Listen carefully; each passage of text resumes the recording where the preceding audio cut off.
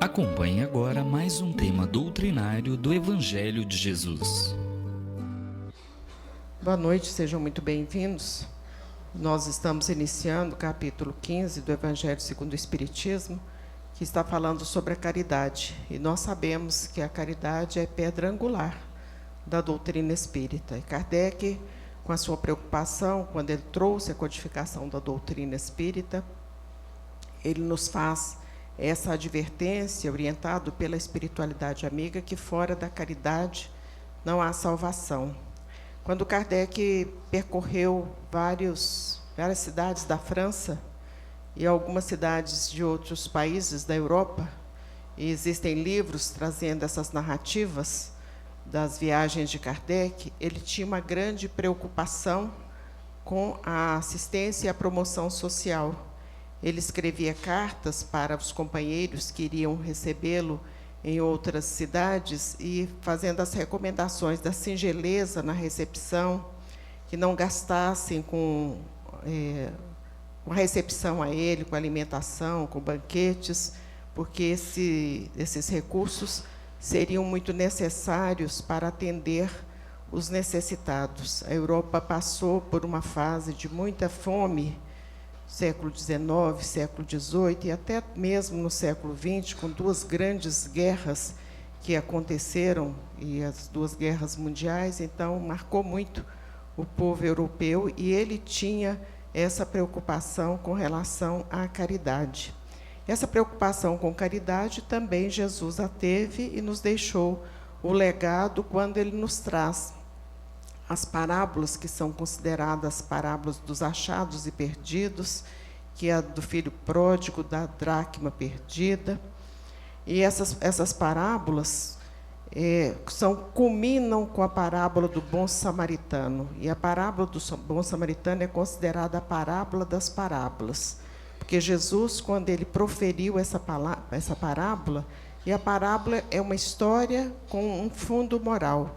Quando Jesus proferiu essa parábola, ele estava saindo realmente dessa região lá de Israel, que se chamava Samaria, onde os judeus eram menosprezados, eram discriminados, e ele passou por aquele lugar e foi realmente menosprezado, discriminado, não deram comida, não deram água, não deram pouso para ele, e era um costume das pessoas daquela época atender bem os transeuntes, aqueles que estavam viajando, porque não tinha hotel, então eram as casas mesmo que recebiam as pessoas. Eles não foram bem recebidos. E, nesse momento em que não foram bem recebidos, o apóstolo João diz a ele: mestre, quer que eu peça que o céu desça fogo para matar esses samaritanos? Então, a opinião, o ponto de vista do apóstolo é que, se não tinha sido bem tratado, que podia cair fogo e matar todos eles. E quando Jesus, então, sai dessa região da Samaria e chega às portas do templo de Jerusalém, lá estava um doutor da lei, uma autoridade do judaísmo, e pergunta a ele a sequência dessa lição que a gente está vendo, o que ele deveria fazer para ter o reino. E ele, então, conta a parábola do bom samaritano. E, nessa parábola, ele escolhe exatamente aquele que o havia menosprezado para dizer: esse é que é o caridoso. E em muitas outras situações, também trazidas por Jesus, ele vai falar de samaritanos, que eram pessoas muito boas, pessoas muito generosas, pessoas muito caridosas. Então, ele mostra o caminho que o caridoso é aquele que atende a necessidade do outro, porque foi exatamente isso que o samaritano fez àquele homem que estava caído. E Kardec, ainda continuando na sua preocupação, ele vai perguntar para os espíritos o que seria caridade no entendimento de Jesus.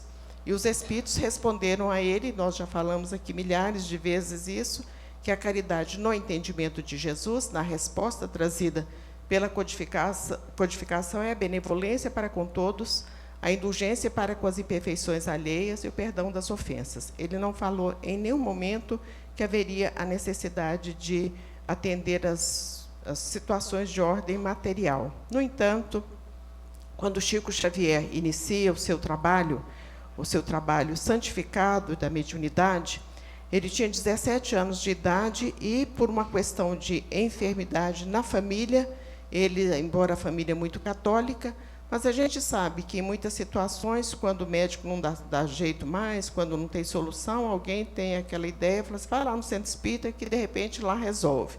E, muitas vezes, resolve mesmo. Porque, se for um processo obsessivo, ou se a pessoa se envolver com a doutrina, que é tão libertadora e tão consoladora, ela poderá realmente sair da casa espírita ou permanecer na casa espírita com a sua situação de enfermidade ou de obsessão solucionada. E foi isso que aconteceu. Existia uma pessoa que estava enferma da família, mais precisamente uma irmã dele, num processo de obsessão, e ele vai ao centro espírita, e chegando lá na casa espírita, ele recebe uma mensagem, 17 anos de idade, primeira vez que vai ao centro espírita, recebe uma mensagem, e a mensagem, no final, ela diz assim, um espírito amigo. E, nessa mensagem, ela conclama ele, Chico, para fazer o trabalho da caridade de ordem material, distribuir pães. Ele foi para casa, leram aquela mensagem antes, muitas palavras complicadas, não entenderam muito o que estava escrito, a mensagem ficou por lá mesmo, ele foi para casa, daí uma semana aparece, ele estava em oração para nos mostrar a importância da oração, porque quando nós estamos orando, nós estamos sintonizados com o nosso anjo de guarda, com o nosso espírito protetor, com os mentores espirituais. Ele estava em oração no seu quarto, com todo o fervor que lhe era próprio, e eis que aparece, surge no quarto uma entidade envolvida em muita luz. E essa entidade que estava envolvida em muita luz disse que era a mesma entidade que havia subscritado aquela carta e que havia colocado um espírito amigo. E ela, então, pede novamente para que ele realizasse o trabalho da caridade de ordem material. E ela diz, e ela falando em castelhano, porém ele entendia perfeitamente o que ela estava dizendo, falando em outra língua, mas ele estava entendendo o que ela estava dizendo.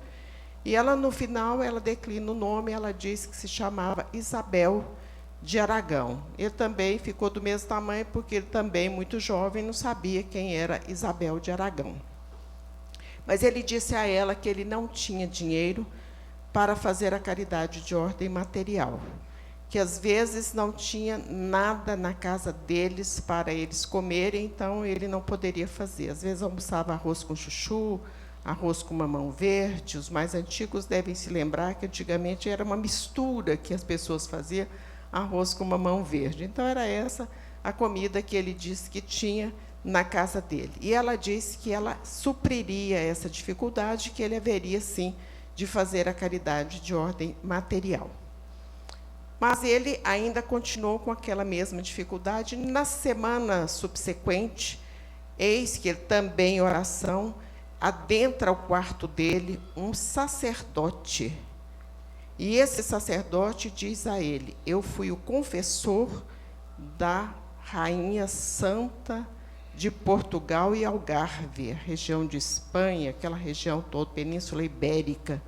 Eu fui o confessor. Aquela senhora envolvida em toda aquela luz que aqui esteve ontem é Isabel de Aragão. Para os católicos, é a Santa Isabel das Rosas.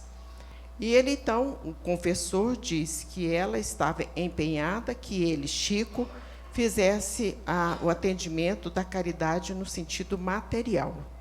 Na semana subsequente, portanto, deu mais ou menos um mês, essa história toda, ele conseguiu 8 pães e saiu com a irmã, distribuindo, partindo os pães e distribuindo para as pessoas necessitadas. Nunca mais deixou de servir pão, nunca mais deixou de distribuir os pães, porque à medida que ele foi crescendo na mediunidade, crescendo na confiança das pessoas, milhares e milhares de pães foram chegando, e cestas e outras coisas mais foram chegando, e ele foi atendendo a todos. Então, Isabel de Aragão é a veneranda, quem conhece literatura espírita, é a veneranda, a ministra veneranda da obra Nosso Lar, que também foi psicografada pelo Chico, de autoria do espírito André Luiz. É um espírito santa na Igreja Católica, uma de alta envergadura espiritual.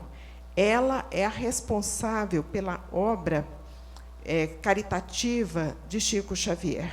Quando encarnada, quando ela era rainha de Portugal, e tem fatos, narrativas da biografia da Santa Isabel que são de uma relevância para nós, povo brasileiro, porque o marido dela era Dom Dinis, que foi o fundador da Universidade de Coimbra, uma das universidades mais famosas do mundo. E este mesmo Dom Dinis é o nosso Batuíra. Quando reencarna depois, ele reencarna no século passado, e os espíritas sabem, Batuíra, que foi um grande espírita, então ele, Dom Dinis, é a reencarnação, reencarna como Batuíra. E nessa época que ele foi imperador, ele plantou uma floresta de pinheiros. O objetivo dessa floresta de pinheiros era segurar a água que estava vindo, fazer um acero lá nesses locais. E esses pinheiros serviram depois para a construção das caravelas que vieram para o descobrimento do Brasil. Isso conta para a gente que a espiritualidade ela age com muita antecedência, porque esses fatos que a gente está falando, de Dom Dinis e Dona Isabel, é século XIV, e o descobrimento do Brasil foi 1500, portanto, século XVI, 200 anos antes, eles já estavam plantando as árvores para fazer as caravelas para o Pedro Álvares Cabral descobrir o Brasil. As ligações que nós, enquanto história do Brasil, temos com a família imperial, com esse casal de reis de Portugal e Espanha, que é Dom Dinis e Dona Isabel de Aragão. Então, ela é a mentora espiritual de toda a obra dele, a mentora da obra caritativa de Chico Xavier. No entanto, nós sabemos que o Chico fez um outro trabalho também, ao mesmo tempo que fazia aquelas visitas todos os sábados ali debaixo do abacateiro, que atendia milhares e milhares de pessoas. Ele também teve o mentor espiritual da obra literária dele, que é o Espírito Emmanuel, o senador Públio Lentulus, também narrado em romances que podem ser conferidos àquelas pessoas que tiverem interesse de conhecer a literatura espírita. E, nesse período literário de Chico Xavier, ele também fez muita caridade, porque a quantidade de corações que foram aliviados pelo lápis, porque ele escrevera com lápis, pelo lápis iluminado de Chico Xavier, não se tem quantia de pais, mães, esposas que foram em busca do socorro, do alento, e ele alentou a todos. Os livros que ele trouxe, deixou mais de 400 livros, e qualquer livro dele que a gente lê é um consolo para as nossas vidas, mostra a importância, em determinados momentos, da caridade de ordem material. Nós falávamos, o ano passado, quando fazíamos as regionais da Federação Espírita do Estado de Goiás, que a caridade, como ela evolui, não estávamos necessitando mais de caridade de ordem material. No entanto, agora, conversando ali na salinha, eu dizia da necessidade que estamos tendo de fazer novamente as campanhas de cesta básica, porque muitas e muitas famílias estão necessitadas de cestas básicas.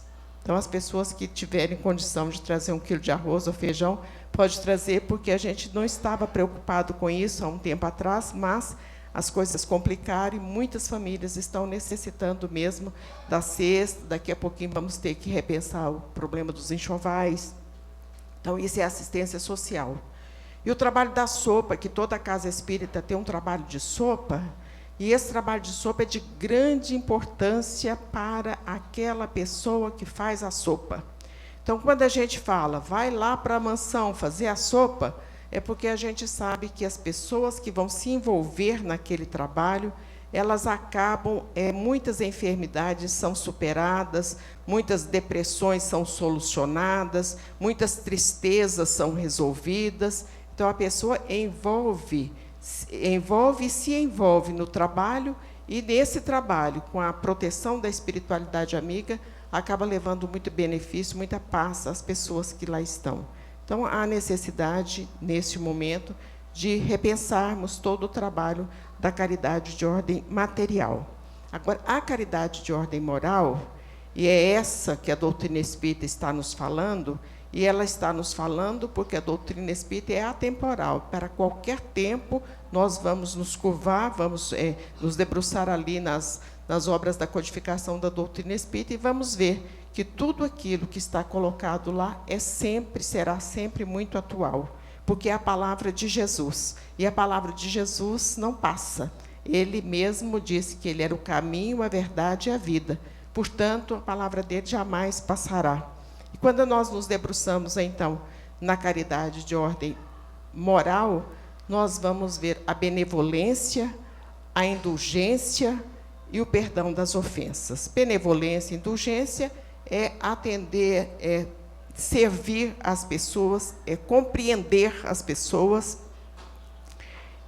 Essa compreensão que devemos ter para com todas as pessoas, mas compreender somente não resolve. Porque nós podemos falar assim, não, eu te entendo, você é desse jeito, mas será que a gente não poderia auxiliar de alguma maneira, sem implicância? Será que nós não poderíamos sugerir um tratamento? Será que nós não poderíamos sugerir que fizesse um curso? Quer dizer, auxiliar a pessoa de alguma maneira para que ela saia daquele emaranhado. Mas, para que a gente tenha essa condição de fazer isso, há necessidade que voltemos para nós mesmos. Porque ninguém dá aquilo que não tem. Qualquer um aqui que perguntar se tem 1.000 ou 2.000, a pessoa fala, não tem, às vezes não tem nem 50. Mas eu não tenho. Mas, se eu tivesse, eu até te cederia. Então, a gente, não tendo, não tem como servir a ninguém nos aspectos de ordem material e, muito menos, nos aspectos de ordem moral. Aí, há um auto-perdão, o perdão e o auto-perdão. O que é o auto-perdão? É nos perdoarmos. E existem muitas obras da doutrina espírita, muitos escritores. Zé Carlos de Luca, por exemplo, fala muito sobre o perdão, o auto-perdão. A Joana de Ângeles, que é uma grande psicóloga, pela psicografia do Chico, existe a série psicológica da Joana de Ângeles, pela psicografia do Divaldo, pela psicografia do Divaldo. Então, existem muitos livros que nos auxiliam nos aspectos da psicologia. Porque, muitas vezes, a gente coloca todas as nossas aflições e dificuldades à conta dos espíritos. E muitas coisas são nossas mesmo, são deslizes nossos, equívocos nossos, e a gente também tem que assumir que temos essas dificuldades e procurarmos solucioná-las da melhor maneira, lembrando que a doutrina espírita é uma alavanca sempre nos auxiliando de todas as formas. Mas, quando nós, então, temos essa condição de entendermos o auto-perdão, o que seria o auto-perdão? Quando Jesus se encontrou, a mulher adúltera se aproximou de Jesus e ele perguntou quem que é que a condenava e continuou escrevendo ali na areia. Daí a pouquinho ele percebeu que todos haviam saído. E o detalhe que fala no Evangelho é que os mais velhos saíram primeiro. Lá está escrito no Evangelho, os mais velhos saíram primeiro. Quer dizer, os mais velhos têm mais oportunidades de cometer equívocos, viveram mais. Então, as pessoas mais antigas, mais velhas, podem ter cometido mais equívocos. E, se elas se apegarem a esses equívocos e não procurarem melhorar, vai ficar uma vida muito difícil. Aí não tem nada que resolva. Mas, se a gente entender que estamos num caminhar, num processo de evolução, e é este o objetivo da nossa reencarnação. O objetivo da reencarnação é o aprimoramento, do nascer, morrer, renascer às vezes, evoluir sempre.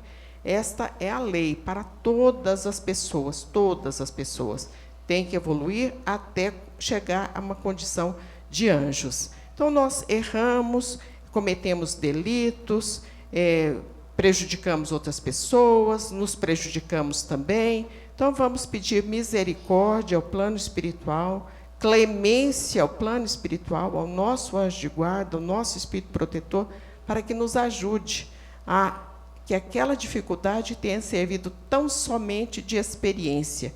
E vamos continuar a nossa vida com alegria, com entusiasmo, porque a alegria chama a alegria, entusiasmo chama entusiasmo. Se a gente está depressivo, nós vamos atrair mesmo espíritos na mesma faixa depressiva nossa. Daí a importância da vigilância e da disciplina. Quando a gente tem vigilância, opa, agora não posso ficar triste, não posso ficar deprimido. Se tiver uma depressão que é mais complicada, tem que procurar um procedimento médico, um profissional da área, mas com oração a gente vence muitas dessas dificuldades. E aí, a gente estando bem, a gente estando feliz, a gente consegue harmonizar outras pessoas também. Harmonizamos outras pessoas através da palavra. Porque se chega um reclamando muito e a gente atenua, coloca água benta naquela situação, e, sobretudo, questões familiares, que é onde a coisa mais complica, nós vamos tendo, sim, uma harmonia familiar. E a importância da leitura edificante dentro da nossa casa. Porque são tantas as notícias desagradáveis que nós recebemos todos os dias, parece que uma enxurrada entrando porta dentro, e aí é política, é novela, é violência, é bandido, é não sei o quê. E aí, então, a gente tem que ter um antídoto, quer dizer, um remédio para sanar essa envolvência toda nefasta que está acontecendo dentro da nossa casa. Daí a importância da leitura edificante. Quando as pessoas não têm o hábito dessa leitura, coloquem os livros em cima da mesa, em cima do sofá, em cima do fogão, fogão não, porque queima, né? Mas onde puder colocar os livros, vai colocando os livros e vai fazendo oração e lendo aquelas leituras edificantes. Porque não somente os encarnados estão ouvindo, os desencarnados, quer dizer, os espíritos que estão dentro da nossa casa e que, às vezes, estão fazendo muita confusão, eles também ouvirão. Porque a gente tem que entender o seguinte: todos nós temos muitas atividades. A gente tem que pagar a conta da água, da luz, do telefone, da escola do menino, tem que chegar na hora no serviço, tem que fazer comida, tem que vir para o centro espírita, chegar aqui na hora. Então, é muita atividade. E, às vezes, a gente se perde na indisciplina e na invigilância. O espírito equivocado, ele não tem nada para fazer. É só perturbar aquele que está mais desavisado. Então, aquele mais desavisado, aquele que, por exemplo, tem raiva de alguém, ele vai ficar tossicando na cabeça, né? Vai lá, fala, daí a pouquinho está uma desarmonia total na família ou no meio dos amigos. Ou outra, aquele que tem o ciúme, aquele que tem inveja. Então, esses espíritos estão ali para cochichar no ouvido daqueles que precisa de agir de alguma maneira. E aí nós estamos sendo realmente elementos fáceis na mão da espiritualidade equivocada para servir os seus anseios e as suas necessidades. Ao passo que, se a gente tiver essa vigilância, essa disciplina, nós poderemos realizar muito. E realizaremos a caridade no aspecto material e no aspecto moral. Benevolência para com todos, indulgência para com as imperfeições alheias, perdão das ofensas. Perdão primeiro a nós mesmos, depois os que estão mais próximos, e daqui a pouquinho a gente estará perdoando também aqueles que estão mais distantes e que, às vezes, nos prejudicam muito. Muitas vezes eles nem sequer sabem da nossa existência, mas nos prejudicam. Mas, se a gente tiver a caridade de fazer a oração por todos eles, com certeza o mundo melhorará. Então, quando a gente observar violência, equívocos, corrupções, outras situações que nos desestimulam a nossa vontade de alegria de viver, a gente vai lembrar, assim, da caridade para com essas pessoas também. Que a luz misericordiosa do Cristo nos alcance e nos abençoe. Muita paz.